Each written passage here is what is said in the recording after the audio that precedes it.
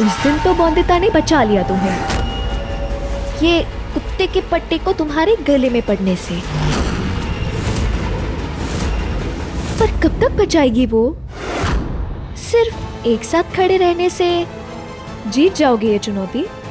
नहीं, उसके लिए तो पढ़ना पड़ेगा ना।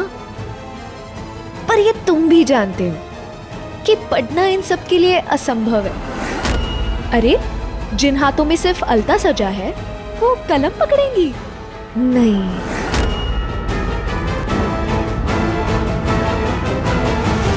आज का पूरा दिन खराब हो गया। सिर्फ आज के दिन नहीं, आने वाले हर दिन में इतनी परेशानियां खड़ी करूंगी मैं कि लड़कियों को पढ़ने के नाम से डर लगने लगेगा। दिमागी क्षमता वाली परीक्षा में मेरे टीम के लड़के जीतेंगे और फिर वो चमकते चांद पर सिर्फ एक का ही चेहरा होगा, वो गवार बौंदिता का नहीं, मिसेस पेटी जॉन ग्रीनवुड का होगा। विज्ञान की बात हम आज की कक्षा यहीं पे खत्म। बाकी पढ़ाई कल करेंगे।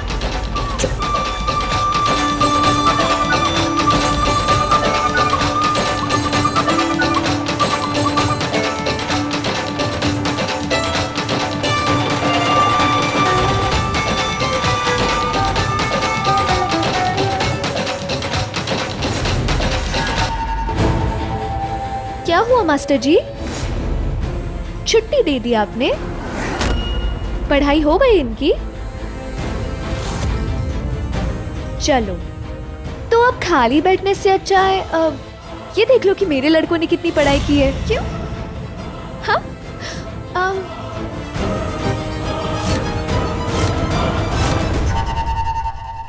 तुम एक काम क्यों नहीं करते? कोई भी पन्ने से कोई भी प्रश्न पूछ लो इनसे। हाँ? नहीं नहीं नहीं नहीं, मैं तो कहती हूँ सिर्फ पन्ने का नंबर बता दो, जवाब खुद ब खुद आ जाएगा। मुझे ये तमाशा देखने में कोई इंटरेस्ट नहीं है। किसमें कितनी क्षमता है, किसमें क्या क्या काबिलियत है, ये हम प्रतियोगिता के दिन देखेंगे। अरे पर तुम्हारी लड़कियां इन्हें देखकर कुछ सीख ही लेंगी ना, ये तो अच्छी बात हो गई इनके लिए। क्यों? Gopal, page number 53। बारिश कैसे होती है? धरती का पानी भाप बनकर ऊपर जाता है और फिर वहाँ ठंडी हवा से मिलकर पानी की बूंद में बदल जाता है और फिर यही बूंदे इकट्ठा होकर बादल बनते हैं और फिर बादल जब पानी को रोक नहीं पाते तब बारिश होती है। बारिश ऐसे होती है? सर बाबू, जरा किताब में देखकर बताइए कि ये सही है कि नहीं। मेरे लड़के ही किताब है बौंदिता। Shobhu, page number 501।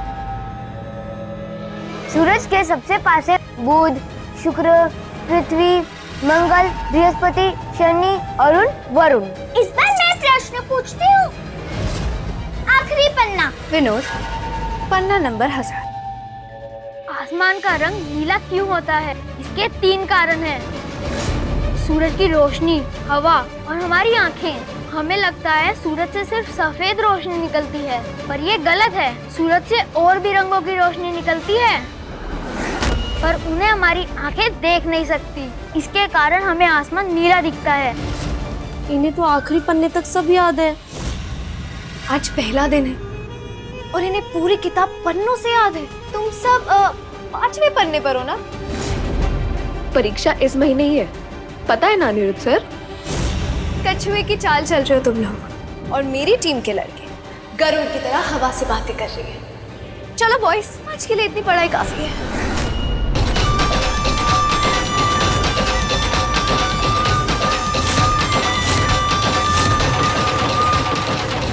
दुनिया से लड़ना पड़े तो लड़ूंगी, चाहे जितना पढ़ना पड़े तो पढ़ूंगी।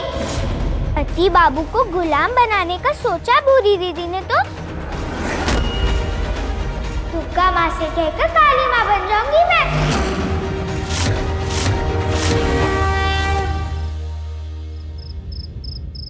बाबर का बेटा हुमायूं, हुमायूं का बेटा अकबर, अकबर का बेटा जहां। फिर से गलती हो गई। अरे एक ही गलती कितना बार करेंगी बहुरानी जी आप भी? आपको पता है भारी बाबू, वो जो किताब है ना, आपसे भी भारी है वो किताब।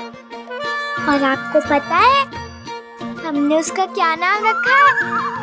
हमने उसका नाम पहाड़ पोठी रखा है। पता है आपको?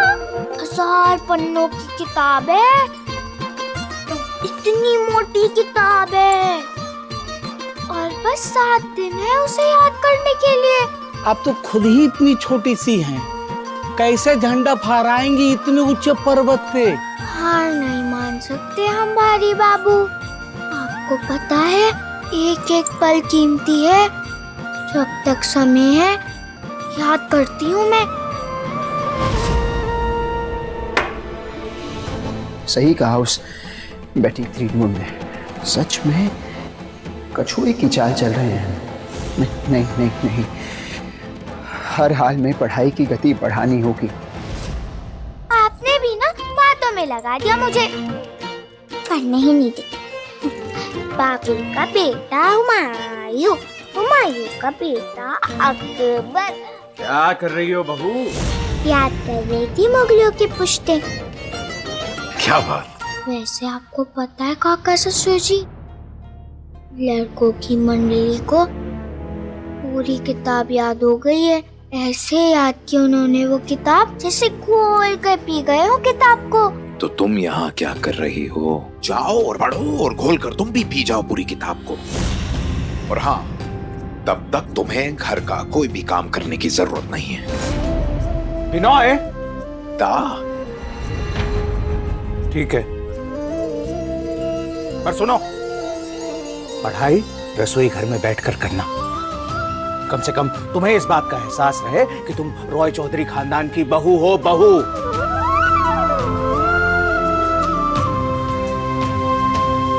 जिस दिन दिमागी क्षमता की परीक्षा है उसमें ज्यादा दिन बचे नहीं है। समय कम है और काम बहुत ज्यादा है।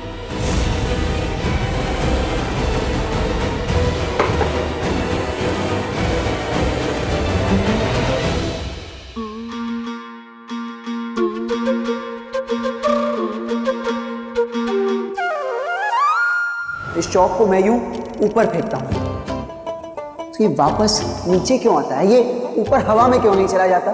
चौक इसीलिए नीचे आया क्योंकि इस चौक पर गुरुत्वाकर्षण का प्रभाव। गुरुत्वाकर्षण यानी ग्रेविटी।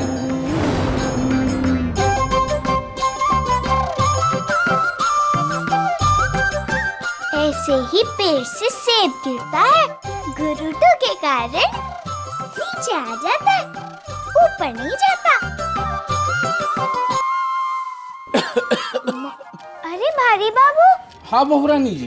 ये क्या है? सब्जी का बचा हुआ कचरा। कहाँ जा रहे हैं आप ये लेकर? बाहर फेंकने। इसे बाहर मत फेंकिए। एक बात बताइए बहुरानी जी, इस कचरे का करेंगी क्या आप? कहीं आपको अपनी बुरी दीदी के घर नहीं फेंकना है इसे? नहीं भारी बाबू, मजा तो तब है ना कि हम कूड़े का भी उपयोग कर सके। मतलब? शिक्षा से। सर बाबू से सीखा है कि कूड़े से खाद कैसे बना सकते हैं। बहुरानी जी, ये सर बाबू कौन? पति बाबू। और कौन? पता है, सर बाबू ने तो ये भी कहा है कि वो मुझे ये भी पढ़ाएंगे कि इस खाद से क्या बनता है। फिर तो घर में ही सब्जियां उगाएंगे हम। काका ससुर जी के पसंदीदा टिंडे, ससुर जी के पसंद वाले बैगन। लेकिन बैगन भाजा आपको तो पसंद नहीं है बहुरानी जी। तो क्या हुआ भारी बाबू? जब ससुर जी बैगन भाजा खाकर खुश होंगे तो शाबाशी किसे मिलेगी? बंधुता को ना। तो जाइए, रख दीजिए कचरा। जैसी ग्रह लक्ष्मी बहू आप चाहते थे वैसी ही है हमारी बंधुता। हमें डर था कि कहीं ये पढ़ाई लिखाई में फंस के अपने कर्तव्यों से दूर न चली जाए, पर नहीं, पढ़ाई तो इसे और सुलक्षणा बना रही है। अनिरुद्ध ठीक कह रहा था, पढ़ाई औरतों को समझदार बनाती है बंदिता कहाँ हो तुम? हाँ सर बाबू। पति बाबू आई। अरे जल्दी आओ बंदिता। आई पति बाबू। ये तुम्हारे पढ़ाई के समान। ध्यान से सुनो बंदिता, अगर हमें उन लड़कों को हराना है तो ना सिर्फ दिन में पर रात में भी पढ़ाई करनी होगी।